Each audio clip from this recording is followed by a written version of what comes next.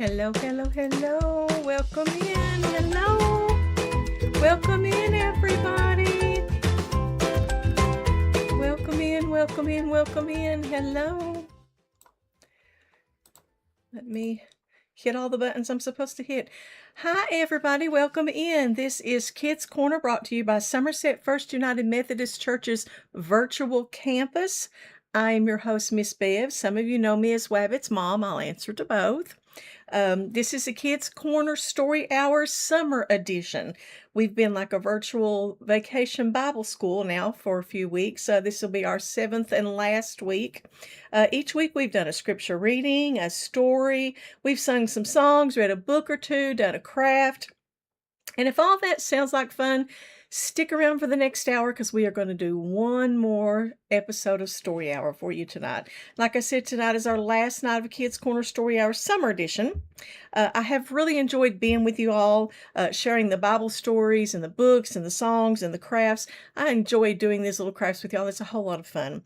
Kidz Korner should be back again, probably at Advent, maybe sooner. I don't know for sure. We haven't really talked about it. I haven't talked about it with the powers that be. Maybe a fall edition. I'm not sure yet. We'll decide. What you need to do though is watch the church's website and the church's social media pages. Facebook, Instagram. Those will tell you when we start up again. The announcements will be put out on those. Okay. Before we start, I'm going to tell you what we're going to need to make our crafts tonight. And I don't know if I have a craft picture or not. Let me see. Do I have one? Yes, I have one. Sorry. Okay. So here's what you're going to need. You're going to need construction paper of all colors, beads, buttons, or gems. It says pipe cleaners. You will not need pipe cleaners tonight. We're not using those tonight. Scissors, markers, pencil, glue, and tape. So once again, construction paper of all colors, beads, buttons, or gems, scissors, marker, pencil, glue, and tape. If you can see right here on the picture, here's what we're going to do. We're going to make 2 Joseph's coat of many colors, one made with markers and one made with strips of paper. So that's what we're going to make tonight. We are going to make Joseph's coat of many colors. Okay, so before we do that, we are going to do all of our lessons. So let's get started in that. We are going to do our scripture first. So let me find where I'm at. I have to stop and think every week what button to push. This one. Yes, there we go. I'm on the right one. All right, here we go. This is Genesis 37, 1 through 4 and Genesis 37, 12 through 28. Thank you. I'm glad we sound good. She's checking on me. Appreciate y'all checking on me. All right. Jacob lived in the land of Canaan where his father had lived. This is the family history of Jacob. Joseph was a young man, 17 years old. He and his brothers cared for the flocks. His brothers were the sons of Bilhah and Zilpah, his father's wives. Joseph gave his father bad reports about his brothers. Joseph was born when his father Israel, also called Jacob, was old. So Israel loved Joseph more than his other sons. He made Joseph a special robe with long sleeves. Joseph's brothers saw that their father loved Joseph more than he loved them, so they hated their brother and could not speak to him politely. One day Joseph's brother went to Shechem to herd their father's sheep. Jacob said to Joseph, "Go to Shechem, your brothers are herding the sheep." And Joseph answered, "I will go." His father said, Go and see if your brothers and the sheep are all right, and then come back and tell me." So Joseph's father sent him from the valley of Hebron. When Joseph came to Shechem, a man found him wandering in the field, and he asked Joseph, "What are you looking for?" Joseph answered, "I'm looking for my brothers. Can you tell me where they're herding sheep?" Then the man said, "They have already gone. I heard them say they were going to Dothan." So Joseph went to look for his brothers and found them in Dothan. Joseph's brothers saw him coming from far away, and before he reached them, they made a plan to kill him. They said to each other, "Here comes that dreamer. Let's kill him and throw his body into one of the wells. We can tell our father that a wild animal killed him, and we will see what will become of his dreams." Because Joseph had dreams that the brothers would bow down to him, and they didn't like that. They didn't like the idea of bowing down to the younger brother. But Reuben heard their plan, and he saved Joseph. He said, let's not kill him. Do not spill any blood. Throw him in this well here in the desert, but don't hurt him. Reuben had planned to save Joseph later and send him back to his father. But when Joseph came to, his brothers had pulled off his long robe his robe with long sleeves, and they threw him into the well. It was empty, and there was no water in it. While Joseph was in the well, the brothers sat down to eat. When they looked up, they saw a group of Ishmaelites. They were traveling from Gilead to Egypt.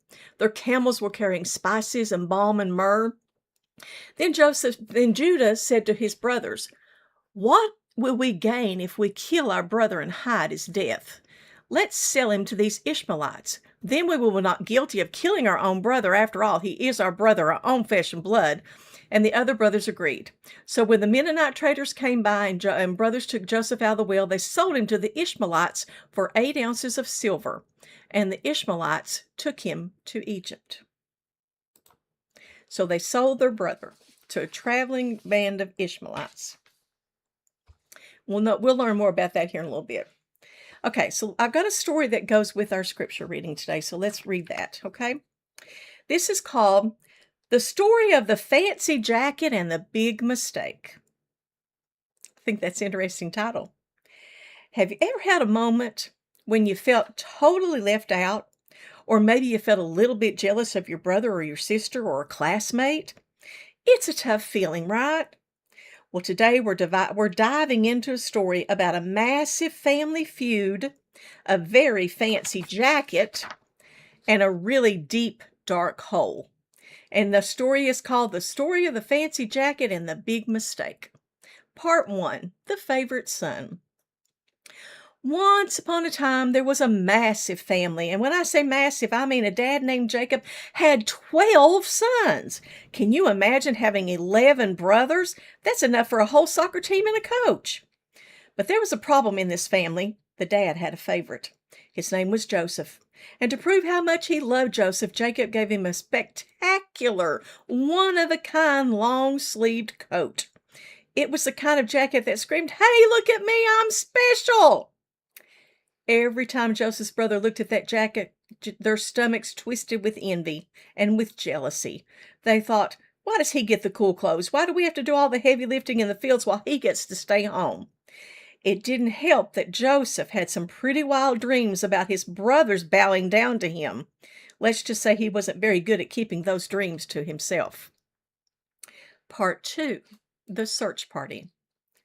One day, the older brothers went far, far away to take care of the family's sheep.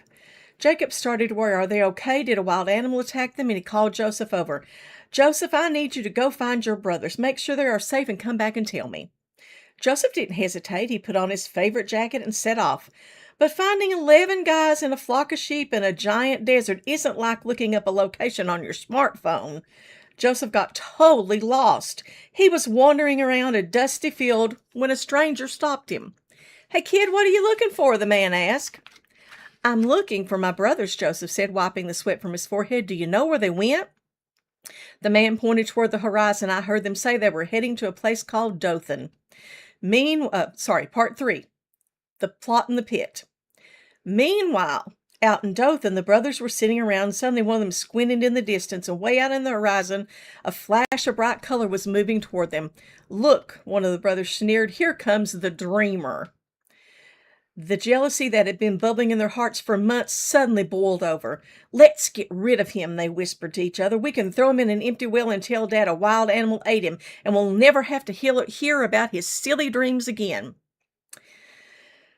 The oldest brother, Reuben, felt a pit in his stomach, and he knew that this was wrong. Wait, don't kill him, said Reuben. Just throw him in the empty well. Don't hurt him. He was secretly planned to sneak back later and send him home to his father. When Joseph finally arrived smiling, ready to say hello, his brothers didn't hug him. They grabbed him. They ripped his beautiful long-sleeved jacket off his back, and before Joseph could even ask what was happening, they tossed him right into a dark, deep, empty water well. Part 4, The Trade. Joseph was trapped at the bottom of a dark hole, probably crying and wondering how his own family could do this to him. And do you know what his brothers did? They sat down right next to the well and started eating lunch. Talk about cold-hearted. As they were eating, they heard the sound of jingling bells and footsteps. A group of traders on camels were passing by, carrying spices to a country called Egypt. Another brother, Judah, looked at the traders and looked at the well and said, "Hey, what do we gain if we leave him in that hole? He is our brother after all. Let's sell him off to these traders instead. That way he's gone, but we didn't kill him." The brothers agreed. They hauled Joseph out of the dark well by his arms. They counted out 20 pieces of silver from the traders and handed Joseph over. Joseph watched his family fade into the distance and was led away to a strange new land called Egypt, hiding nothing but the clothes on his back. Wow, that was a real cliffhanger, wasn't it? Joseph's brothers thought they had completely ruined his life, and they let jealousy make their choices for them. But I'm going to tell you a secret to this story. Everyone, even in the deepest, darkest pit, even when people treat us badly, God is still working behind the scenes. Joseph's story wasn't over yet. In fact, God was going to use this big mistake to do something miraculous. I'll tell you more about that miraculous thing here in a few minutes. I've got another story to finish up this one. Next time you feel jealous, remember Joseph's brothers and choose kindness instead. And if you ever feel like you're stuck in a pit where things feel dark and unfair, I want you to remember that God hasn't forgotten you. We're going to say our prayer, and then I have some more story to finish up with Joseph. So here's our prayer for this week. Dear God, sometimes it's really hard when things feel unfair.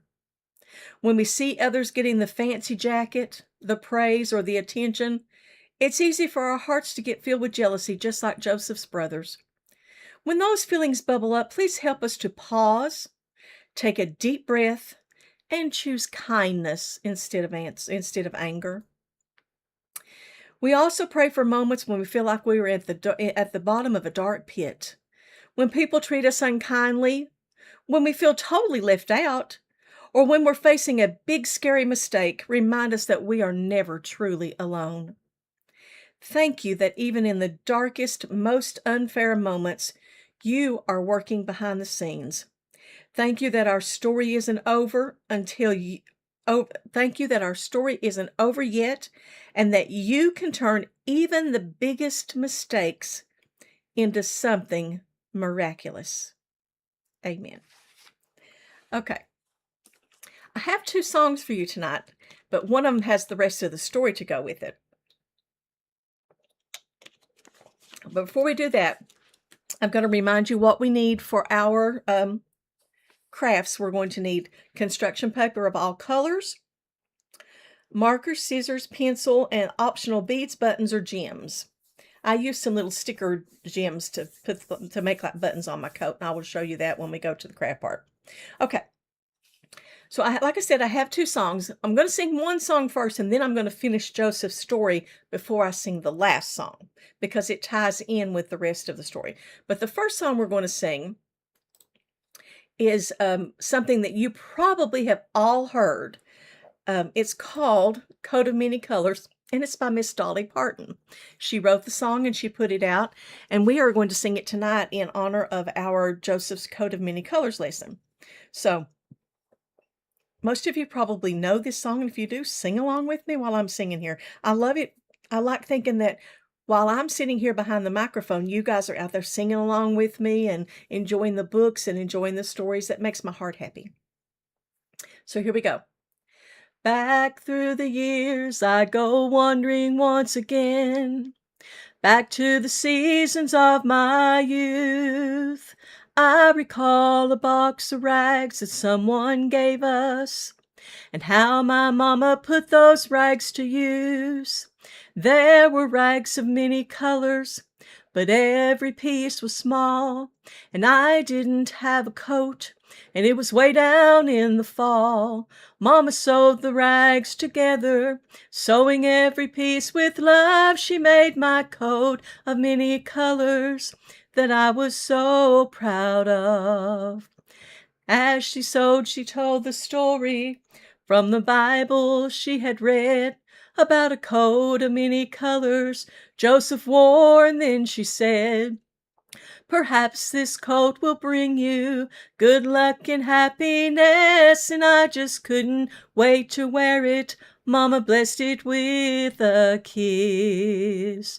My coat of many colors that my mama made for me, made only from rags, but I wore it so proudly.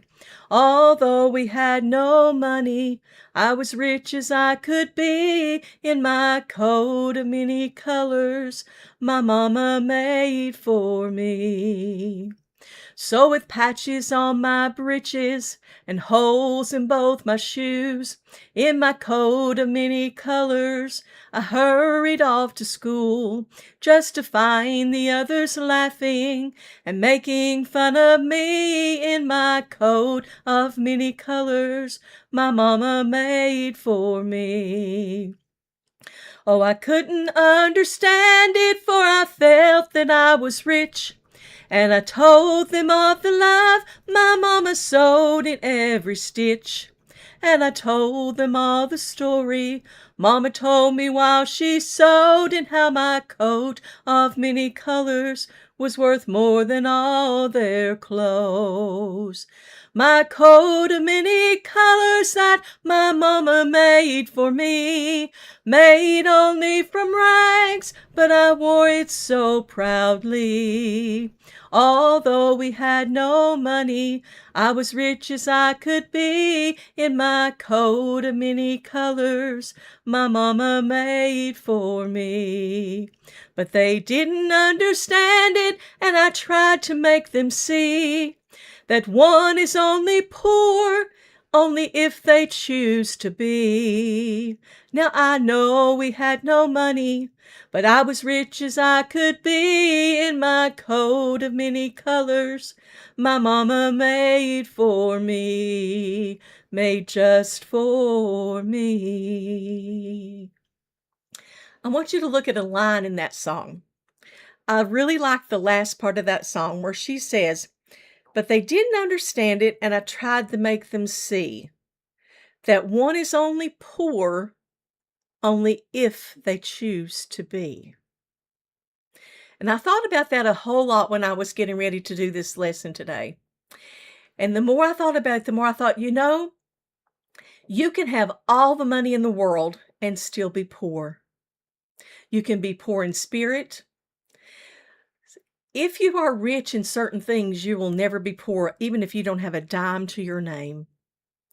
God's love is the most important thing, and as long as we have that, we will never be poor. We will definitely not be poor in spirit because His love will be with us. But also, if we have the love of family, if we have the love of friends, if we have a place to lay our head at night and clothes to wear and food to eat, we will never be poor in spirit. So I thought that was just a lovely line of that one is only poor only if they choose to be. We may not have a whole lot of money and material goods, but we sure can be rich in spirit. All right. Now I'm going to put us back on this camera because I'm going to finish Joseph's story before I sing the second song. You'll have to forgive me. My sinuses are bothering me, and so I'm very, very thirsty tonight. All right. So I'm going to tell you the rest of Joseph's story. Now, here's what I did. I wanted to explain the rest, kind of a shortened version of, it's probably 6 or 8 chapters in the Bible. But I wanted to tell a summary of Joseph's life because it will make more sense to finish up our lesson for today. And it'll also make more sense with the song I'm going to sing. So here's I call it Joseph's story, the short version, because I shortened it down and kind of hit the highlights. So part of it you've already heard, and then we're going to finish it up at the end. So Joseph was Israel's favorite son because he'd been born to him in his old age. He was an old man when he had Joseph, and he was his favorite. And so Israel made Joseph a coat of many colors. And Joseph's brothers were jealous of their father's love for him. Now Joseph had dreams that his brothers would bow down to him, and he told them about those dreams, and that made them mad as well. In those days, the older brothers did not bow down to the younger brothers. It didn't work that way. And so that made him really mad that he was impertinent and thought that they would bow down to him. That comes into play later. I want you to remember that. Joseph's brothers were tending the flocks, and Israel sent Joseph to check on them. When they saw him coming, they said, "Here comes the dreamer." And they plotted to kill him and tell their father that a wild animal had killed him. But his brother Reuben said, let's not kill him. Let's put him in a well. And he was going to rescue him and send him back to his father later. But a caravan of Ishmaelites came through, and one of the brothers had this bright idea. Instead of leaving him in the well, they would sell him to these Ishmaelites.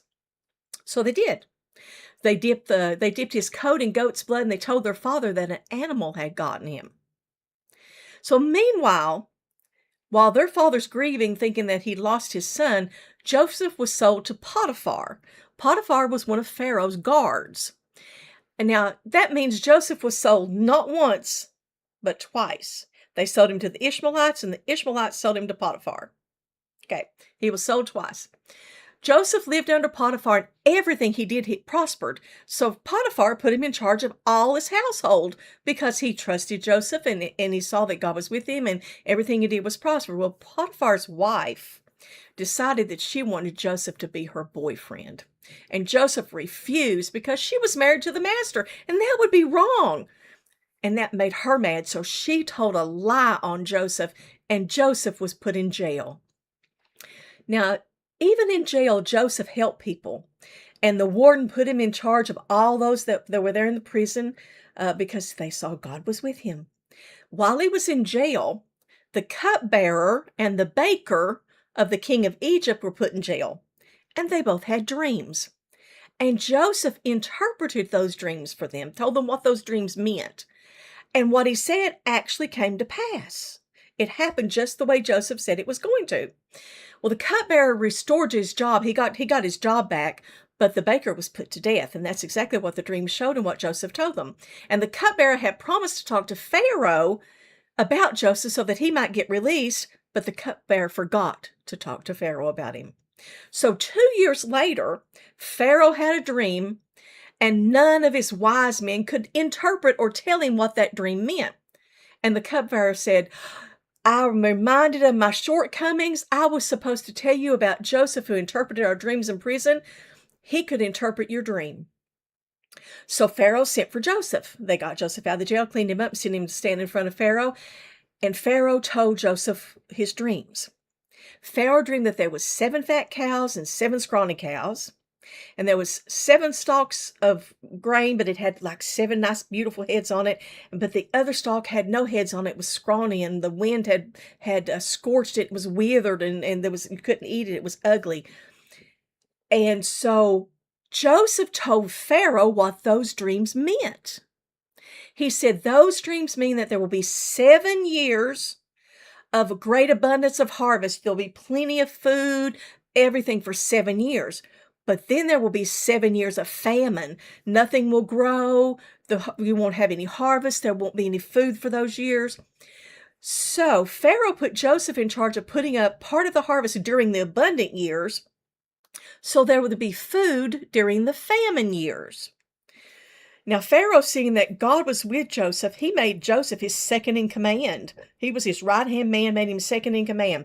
So they put up food during the abundant years, and when the famine came, there was food for everyone. Now, during those famine years, Joseph's brothers came to Egypt to get food because they were hungry. Excuse me. And they did indeed bow down to Joseph. Just like he dreamed when Joseph was young that they would bow down to him, they did indeed bow down to him.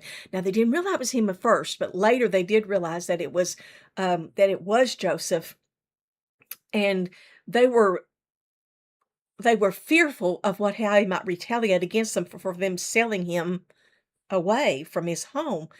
But Joseph said to them, he said, God used your wrong acts for good, so that he could save Egypt during the famine by interpreting Pharaoh's dream. So God used their wrong thing for a good thing to happen.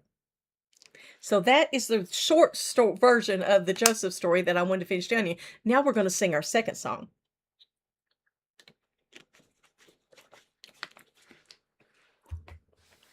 All right, so let me get the words popped up here. Okay, this one. Okay, so this is called God Can Turn It Around. And I really like this tone. It's a little fast, bouncy song. It's by Minnow Bible Stories for Kids. You can find it here on YouTube. But don't go looking for it now. Look for it later. Stay with me right now. So here it goes. Jacob had 12 sons, but one stood out. Joseph wore a coat with colors that shout. His brothers were jealous and threw him down and sold him away far from their town. Sold not once, but twice. From very bad to very good, God was working like he said he would. Even when life seems upside down, God can turn it all around. Joseph served Potiphar and earned his trust, but a lie got him jailed, so unfair, so unjust. He still helped others, even in jail, and when Pharaoh dreamed, God did not fail.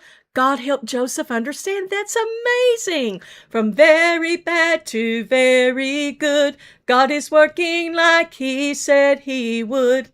Even when life seems upside down, God can turn it all around.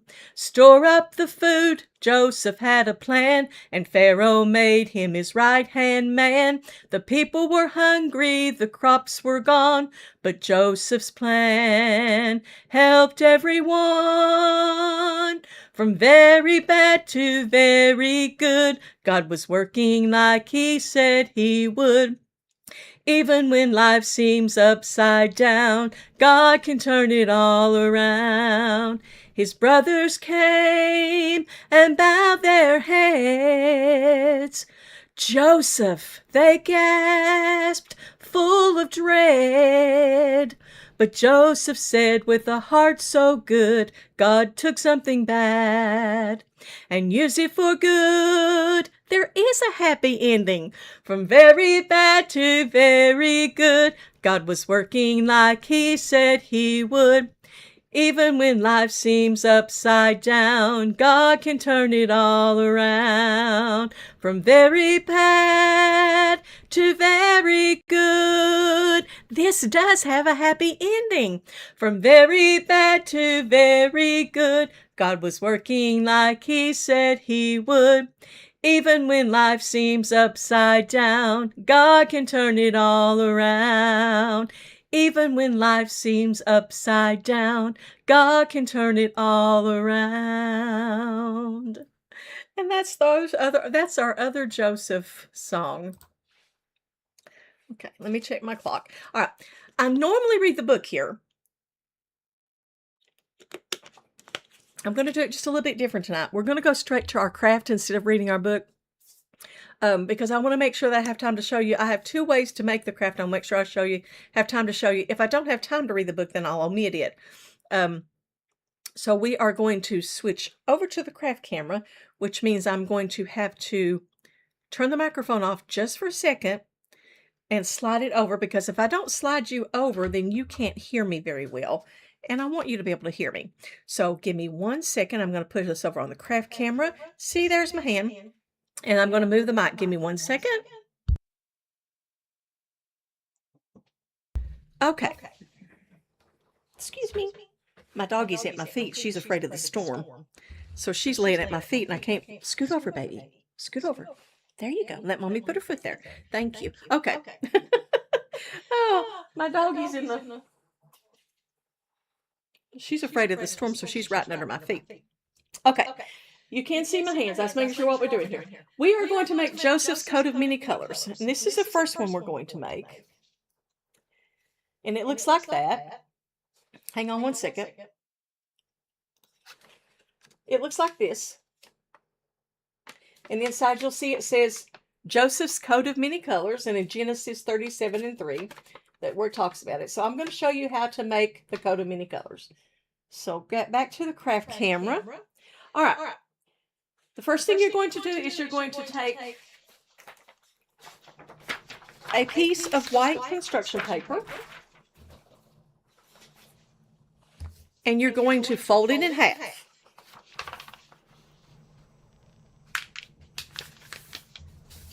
just like that.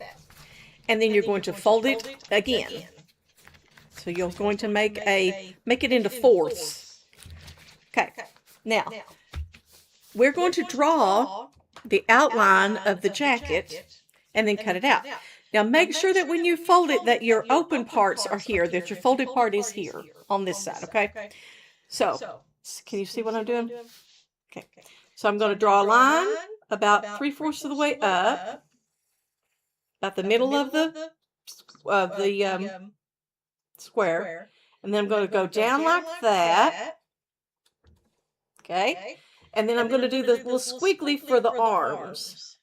Now, the way I draw this and the way I cut it out is never the same, but you know, that's how that works. Okay, so then we're going to cut that out. All folded together like that. You want to keep it together and cut all the pieces. So you're going to cut up your line.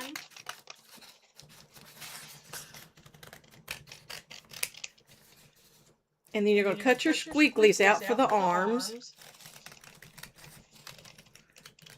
Okay. Throw that away. Okay. Then you're going to open it up. You should have what looks like a T with the squiggly arms on there. Okay. So the next thing we're going to do is we're going to take just the top layer, because you see this is 2 layers. You're going to take just the top layer and you're going to cut up the middle where you folded it. So cut it up to where it's folded at in the middle. And then kind of open it up. It should look like that. And then you're going to cut across here because you're making the lapels of the coat. So you cut across here about that much. And then cut across this way on this one. Can you see what I'm doing? Yeah. Because I'm not looking at straight at the camera. I'm looking at my craft side. All right.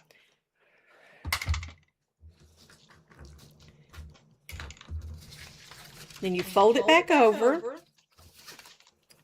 And you open up the lapels for the jacket. Just like this.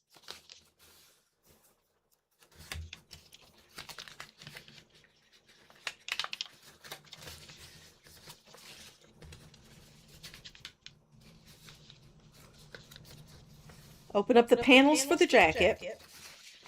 And then close them back so you've got your panels. See your panels for your coat. Then you fold down the neckline to make the lapel. I'm saying lapel a minute, I meant panel a minute ago. Now you're making the lapel. So fold that down just like that. Okay. Just like that. All right. Now, you should look like this, folded like that. Okay. Now, I'm going to take the guy the person that I watched on the YouTube where I found this, he actually folded this and cut the neck out. I can't do that. I'm just going to draw me like a half moon for the neckline and cut that out.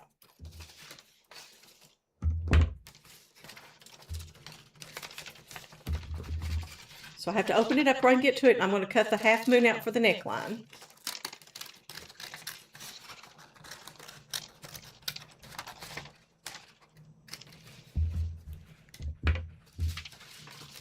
Okay, so there we go. We've got, my neckline's a little bit crooked, but that's all right. All right, so we've got the cutting part done. So the next thing we're going to do is we are going to take our markers and we are going to put the colors on it. Now, when you do this, I would advise you to take a piece of paper and put underneath it, because my markers went through on mine and bled through. So I'm going to put a piece of paper under it. And then I'm just going to draw some squiggles like that, and then you would color it in. Now, I'm not going to sit here and color this in tonight and make you wait while I see it colored in. I'm just going to draw the lines to kind of show you like that. And you would use all kinds of colors because it's a coat of many colors.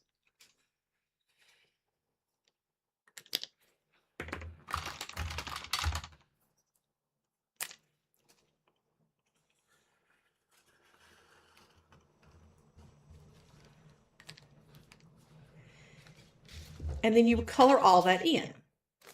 I'm going to go ahead and draw my lines on the other side. Let me find me some more colors here.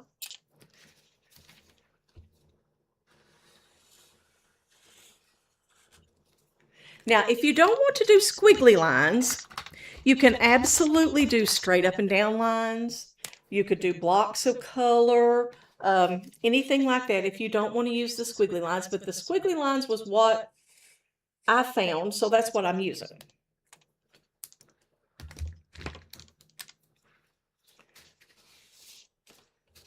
And like I said, I put the piece of paper underneath it because it bled through when I did it on the other one. So you would draw all your squiggly lines in, and then you would color in the rows. But like I said, I'm not going to sit here and make you watch me color in this because I think that would be boring for you. So I'm not going to do that. So when you color it in, you're going to have something that looks like mine. You're going to have it all colored. Okay. Then once you get it colored, you take your black marker, and let me see if I can find my black marker.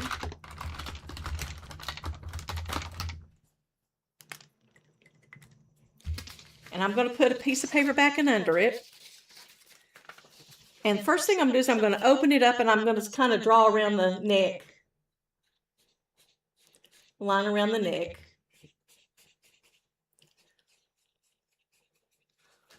And then once you have it colored, once you have all of this colored, you'll go along and you'll make like little stitches. Can you see what I'm doing? Yes. You'll make like little stitches along the edge of your garment. Now you don't have to do that, but this was how I did mine. So you go along and you do the little stitches. That will finish up your coat. When you go all the way around your coat with the little stitches,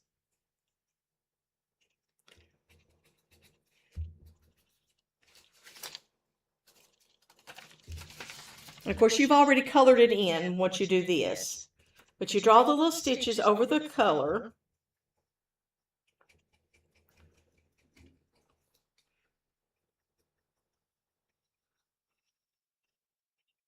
And like I said, I'm not going to sit here and make you watch me color mine in because I think that would be boring. But you draw all your little stitches on. Okay, so then you've got your stitching around your garment. And then the last thing I did was I took some gems, and I used gems for the buttons.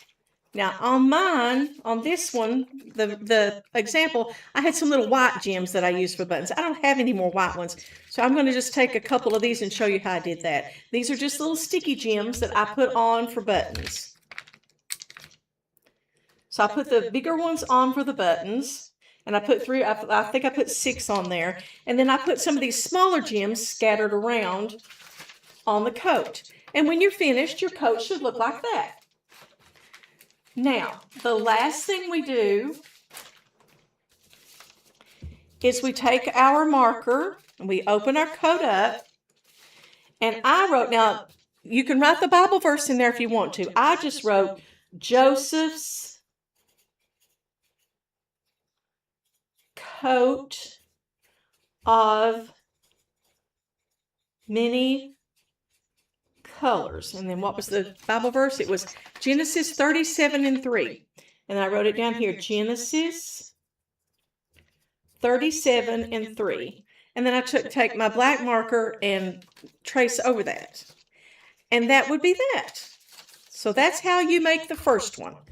I have another one I'm going to show you, another way to make a coat. But this one, you make it by coloring it in with your markers, by cutting it.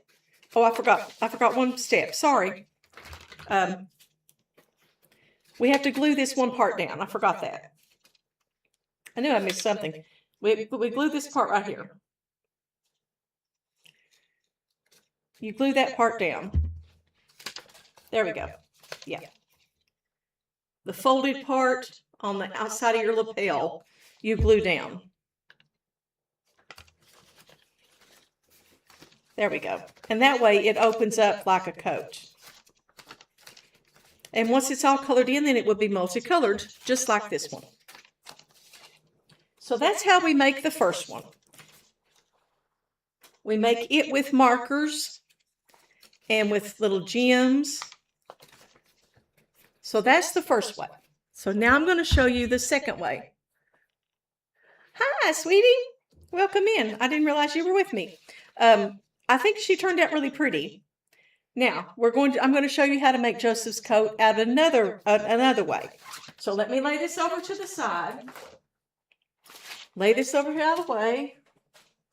Okay, this one we made with markers. Now I'm going to show you one more way how to make Joseph's coat of many colors. So let's lay the marker one over out of the way.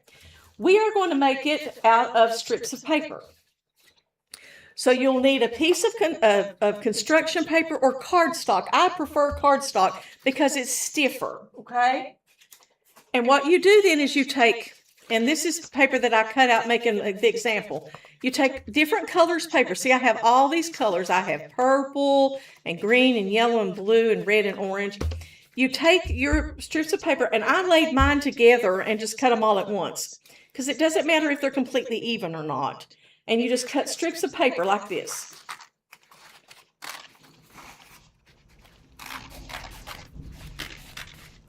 Okay? You'll probably need about 20 strips. Now, I'm not going to sit here and cut 20 strips. I have one ready to show you, and I'm going to show you how to do it with that. But the first thing you do is you cut your strips of paper. Once you get your strips cut, you take your glue stick and you glue these strips of paper to your cardstock. Now, I'm going to show you what I mean.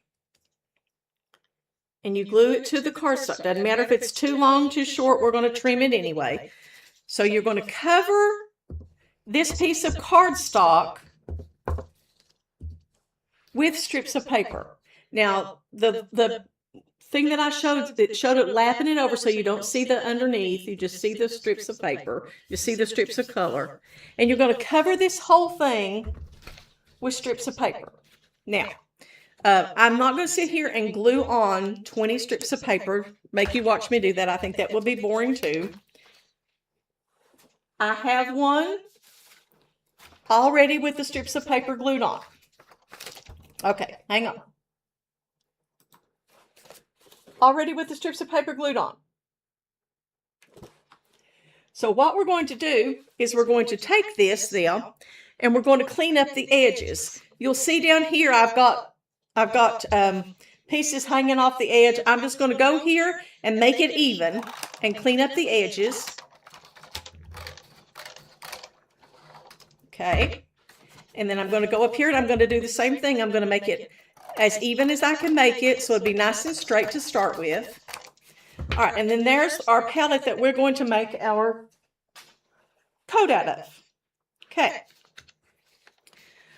So to make a coat, you can either go the stripes up and down this way or you can go the stripes this way, but I want mine this way. This is how the example that I saw. So to make the coat, well, first we've got to have a neckline, right? So we're going to make a half moon, and I'm going to kind of draw it.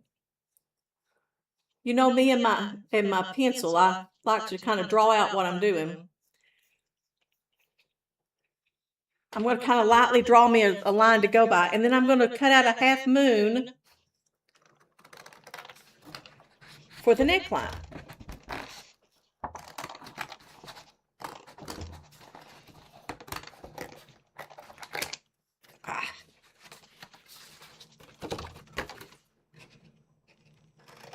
There we go. Had to even that up a little bit. Now, there's my neckline. So the next thing we're going to need is we're going to need arms. So what we're going to do is we're going to take our half moon here that we've cut out. It sounds like it's raining outside. All right. Yep, I hear thunder. See this little point here at the corner of our half moon, we are going to go just on the other side of that, and we're going to cut diagonal and cut that corner off. Just like that. And we're going to go to the other side and do the same thing. We're going to go to just the other side of this point, and we're going to cut the corner off. Now, because my neckline is not quite right, my corners don't look exactly the same, but that's okay too. One thing about it, these crafts are very forgiving, and I'm going to cut that off because I didn't trim that completely well. Okay, now, so we've got our neckline and the start of our arms cut out. So the next thing we're going to do is we're going to go down here.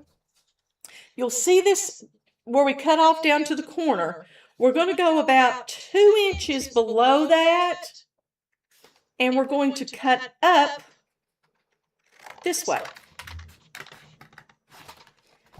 And we're going to go over here down to this, about 2 inches below that, and we're going to cut up this way. And there we've made our arms. See our arms? Okay, so we've got our arms. Now the next thing we're going to do is we want to make this bottom half look more like a bell. So we're going to bend the arm down. We're going to take our scissors, and we're going to put our scissors in, they call it the armpit, and then we're going to cut toward the corner. Now, if it's not exactly right, we'll clean it up, which is what the lady showed me how she did it on hers.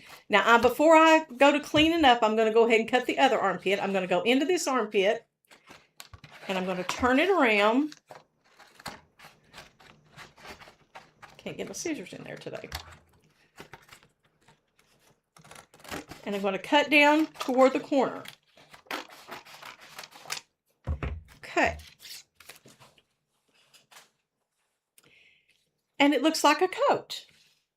Now, we'll see if we need to trim him up. So I don't like the way that this looks. This is all kind of ragged. So I'm going to trim it up just a little bit this way. And I think that's going to work. And there you have it. Really simple.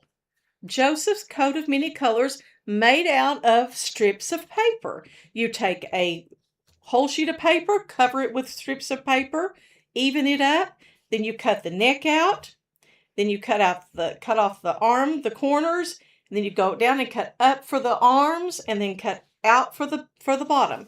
Joseph's coat of many colors.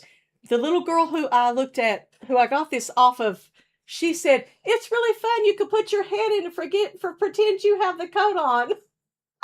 Which I thought was really funny for her to say that. But Joseph's coat of many colors made out of strips of paper. So we did his coat made out of just regular paper and colored with markers and gems for the buttons. So we did it with markers and paper. And then we did it by gluing strips of paper onto another sheet of paper and cutting it out like a coat of many colors. So those are our two Joseph coats of many colors.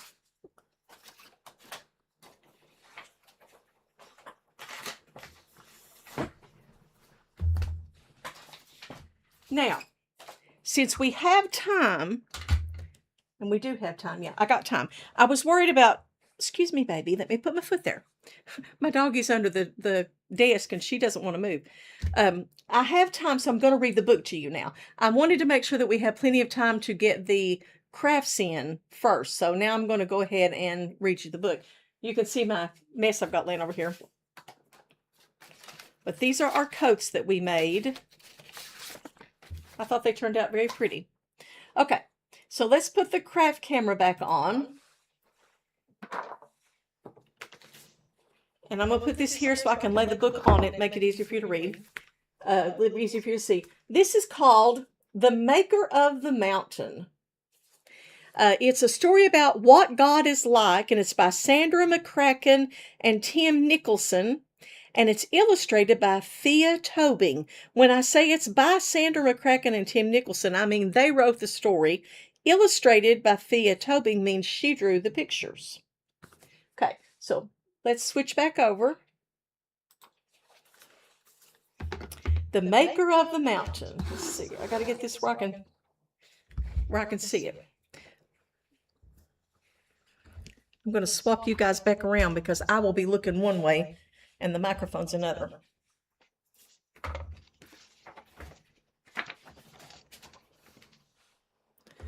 This may not work. I don't know if I can see this. Okay. Sorry, guys. Okay. That won't work.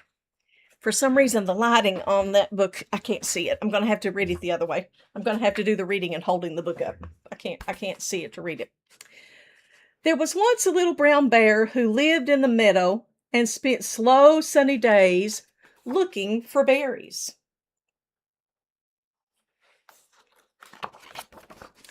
The little bear grew bigger and bigger until one day his mother nudged him from their sleeping spot and pointed up to the mountain. God made this mountain for you, my little bear. Go see where you might find him, she said. How will I know him, said the little bear. Look for him with your eyes, listen with your ears, lift your eyes, seek him, and you will find him. He wants to be found by you.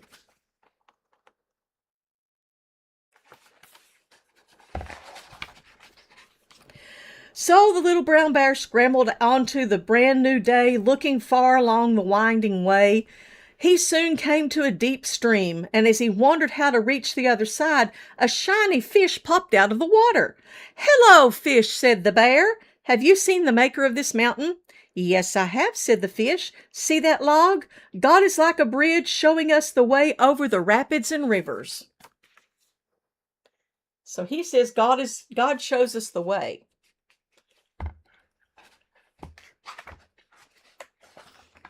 The little bear wobbled on the wide lawn. God is like a bridge, he thought.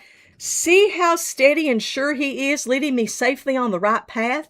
Soon his paws were planted once again on the soft grass that showed him the way.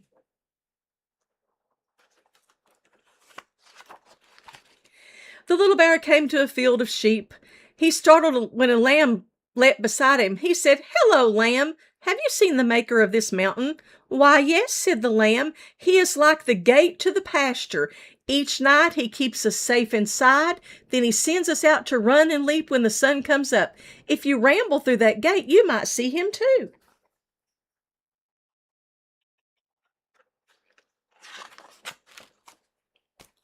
As the bear passed through, he thought, God is like the gate who keeps me safe and sends me out at just the right times.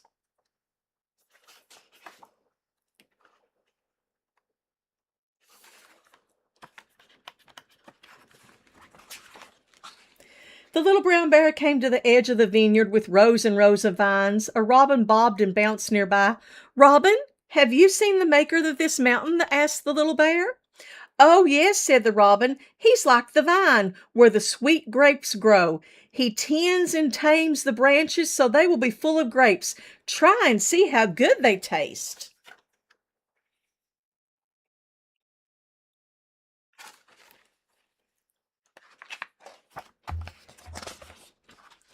The little bear tasted one and looked up to see the towering vine and all its branches, heavy with the sweet grapes. God is like the vine, helping me to grow strong, he thought.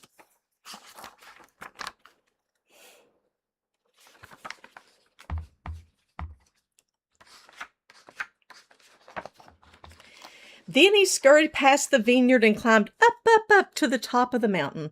There he heard a friendly voice. Hello, said a fox. What brings you up so high? I'm looking for the mountain maker to learn what he's like, said the bear. Have you seen him? Why, yes, said the fox. He's like this rock, sturdy and strong, said the fox. He will hold you high and help you to see far.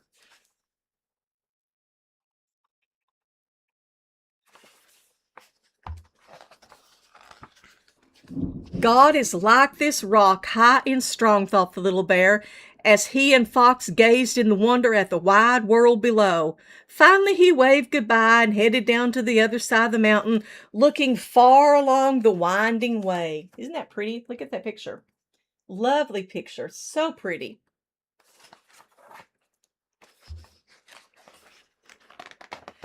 The little bear reached the edge of the sea where he found a boat that was just his size.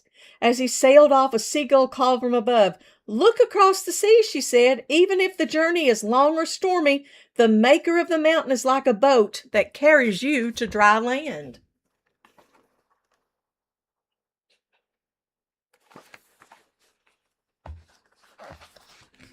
The little bear looked ahead. "No matter how high the flood or how wide the sea, God will carry me safely to the other shore," he thought.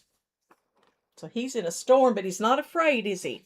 Because he knows the maker of the mountain is there with him.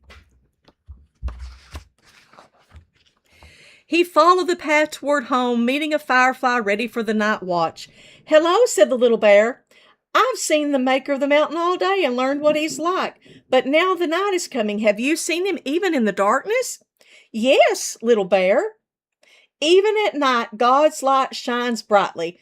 God is light, and in him there is no darkness." Oh, guys, my electricity may go off. If I just suddenly disappear, don't panic. My lights are blinking.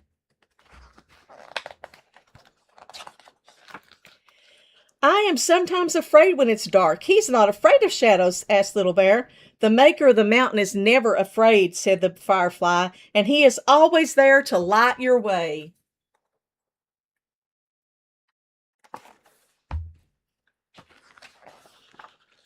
The bear followed the dancing fireflies along the winding road to the arms of his waiting mother and father. "Welcome home, Little Bear. Did you find the maker of the mountain today?" "I looked and I saw him everywhere," said the little brown bear. "He is a bridge and a gate and a vine. He is strong like a rock.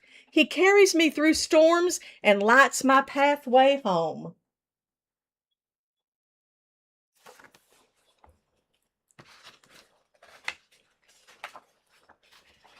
"I'm so happy you lifted your eyes," said his mother as she brought him a bowl of warm berries. "The maker of the mountain leads us along every good path, and even when you close your eyes, he will watch over you while you sleep." So the little brown bear soon crawled into bed with a belly full of berries and a heart full of faith. The end. The end. The maker of the mountain. Okay. I'm running out of time, guys. It's 7:27, so let's finish up really quickly. Like I said at the beginning, this is our last Kids Corner for the summer edition. I want to remind you that you can catch us again when we come back again, maybe in the fall or at Advent. I'm not sure exactly when. If you will watch our church's website, Somerset First United Methodist Church's website, it will tell you when we are starting back again for Kids Corner. I've really enjoyed being with you all. It's been a wonderful summer edition of Kids Corner. It's been a whole lot of fun. I am going to sing, if the electricity doesn't go off on me, I'm going to sing our God Will Turn It All Around song one more time. I won't sing both songs because I'm running out of time.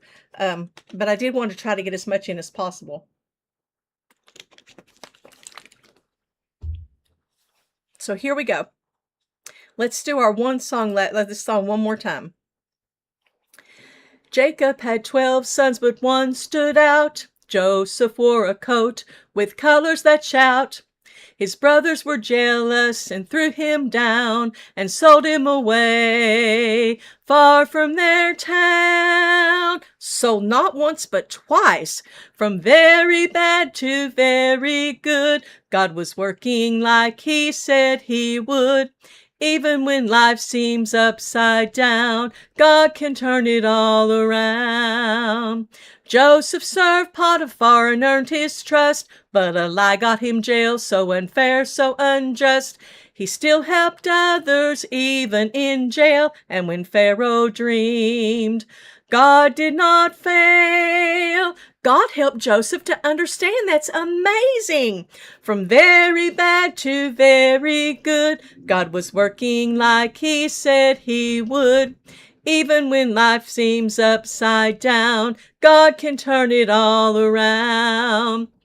Store up the food, Joseph had a plan, and Pharaoh made him his right-hand man.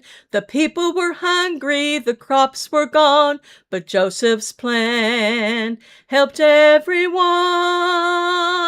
From very bad to very good, God was working like he said he would.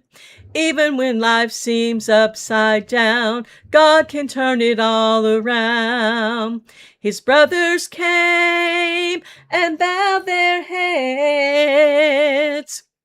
Joseph, they gasped, full of dread. But Joseph said with a heart so good, God took something bad and used it for good. That's a happy ending. From very bad to very good, God was working like he said he would. Even when life seems upside down, God can turn it all around. From very bad to very good, this has a happy ending. From very bad to very good, God was working like he said he would. Even when life seems upside down, God can turn it all around. Even when life seems upside down, God can turn it all around. Oh, I love that song. I think it's so much fun.